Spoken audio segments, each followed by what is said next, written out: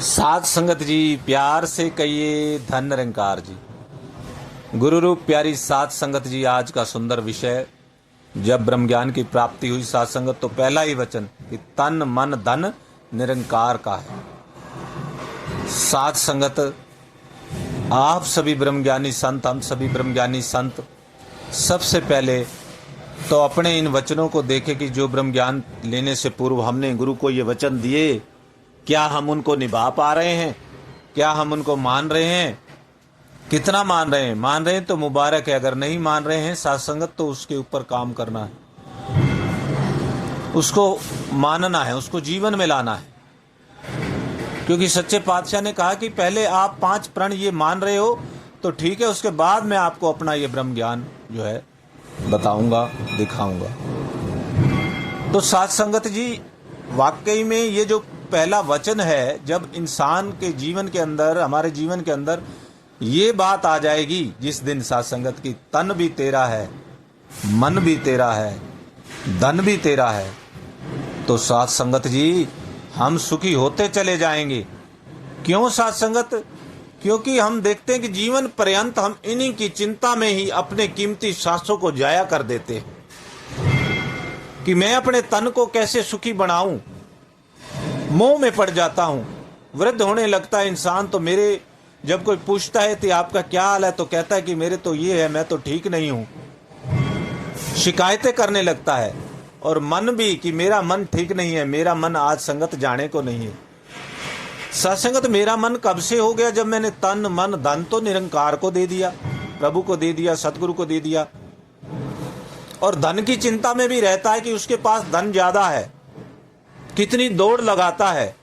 कितने सत्संगत हम वो दृष्टांत, वो एग्जाम्पल सुनते हैं कि सिकंदर का या और भी कितने जिन्होंने दौड़ें लगाई कि मेरे पास धन ज्यादा हो जाए, और इस 84 लाख योनियों के बाद प्राप्त होने वाले इस मानव जीवन को केवल धन प्राप्त करने का एक साधन समझ करके सारा जीवन जाया कर दिया। सच्चे पातशाह यही बता रहे हैं कि ए प्यारे इंसानों, ए संसार के वासियों, ए प्यारे संतों, ये पहला ही वचन जिस दिन आप इसके ऊपर चलने लग जाओगे, आपका जीवन अपने आप ही एक ब्रह्म ज्ञानी का जीवन बनता चला जाएगा। तन मन धन निरंकार दाय। साध संगत, जब राजा जनक जी को ब्रह्म ज्ञान की प्राप्ति हुई तो सत्संगत उनके गुरु ने भी, अष्टावक्र जी ने भी उनसे यही वचन जब मांगे कि ये जनक मुझे वचन दे कि ये तन मन धन निरंकार दा है। राजा जी ने कहा कि हाँ ठीक है प्रभु, मुझे ब्रह्म ज्ञान चाहिए तो मैं आपको वचन देता हूं। अब उनको ब्रह्म ज्ञान मिल गया, कृपा हो गई सतगुरु की, आनंद आ गया उनके जीवन में। और सत्संगत तब राजा जनक जी ने क्या किया? कहा प्रभु ये राजपाट, ये सब सारा कुछ, और स्वयं मैं भी, तन भी मन भी धन भी, मैं आपके चरणों में रखता हूं, अब मैं राजा नहीं हूं। कितनी सुंदर बात सत्संगत। आज का इंसान एक छोटी सी जगह, एक छोटा सा 1 रुपया 10 रुपया देने के लिए भी इतनी लड़ाई झगड़े कि ये मेरा है, ये मेरी जमीन है, मेरा।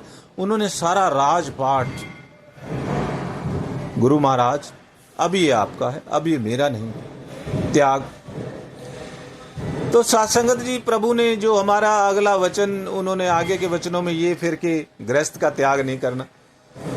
तो अष्टावक्र जी ने कहा कि राजन ठीक है, मैं तेरा ये तन मन धन स्वीकार कर लेता हूं, ये मेरा हो गया,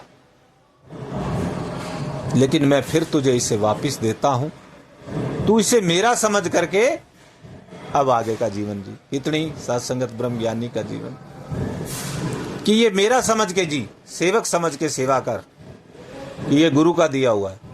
सत्संगत यही सिखलाई तो हमारे जीवन में सतगुरु दे रहे हैं कि जो आपके पास दौलत है, जो तन है, जो मन है, धन है, ये प्रभु का समझ करके, कि प्रभु की आज्ञा है, उन्होंने हमें कहा है कि अब आपने ये मेरा समझ करके सेवा रूप में अब जीवन जीना है।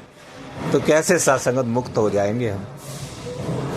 ऐसा गुरु परोपकारी होता है कि प्रणों के अंदर भी हमारी मुक्ति, हमारा सुख मांग लिया सच्चे पातशाह ने, और हम कितने नासमझ हैं, फिर माया में उलझ जाते हैं।